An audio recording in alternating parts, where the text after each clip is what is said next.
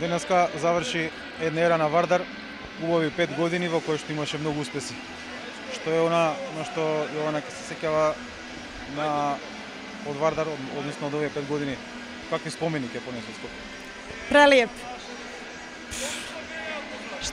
Preteško mi jer ovdje sam provela prelijepih 5 godina, ali to je život, to je sport. Hvala svima koji su bili uz nas i kad smo pobeđivali, kad smo gubili. Janez Sandanski će mi uvijek biti u srcu i u sjećanju, i Skoplje i Makedonija će uvijek za mene biti moj drugi dom, jer sam ovdje doživjela svojih, mogu slobodno da kažem, najljepših 5 godina u karijeri, bez razlike što sam sa Đerom osvojila Ligu šampiona. Želja mi je bila da osvojim sa Vardarom, malo je falilo, ali to je život, to je sport. Mislim da prikaz na Vardara se završava na jedan lijep način, 5 godina biti u samom vrhu evropskog rukometa, nije mala stvar i šta da kažem, koliko sam srećna što sam bila dio ovakvog tima, toliko sam i tužna jer se sve ovo završilo, ali to je život, moramo da gledamo u budućnosti, moramo da nastavimo dalje i nikad se ne zna što može da se desi.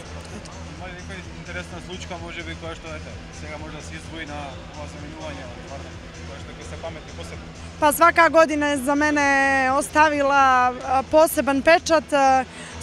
Svaki Final Four je za mene bila neka nova strast, novi stres, ali ne bih sad ništa posebno izdvala jer svih 5 godina od prvog dana, od kad smo došli od prvih tih kvalifikacija za Ligu šampiona do poslednje utakmice u Budimpešti je bila posebna ljubav, posebna strast i nešto najljepše što mi se desilo. Što je ono što je nedostiglo?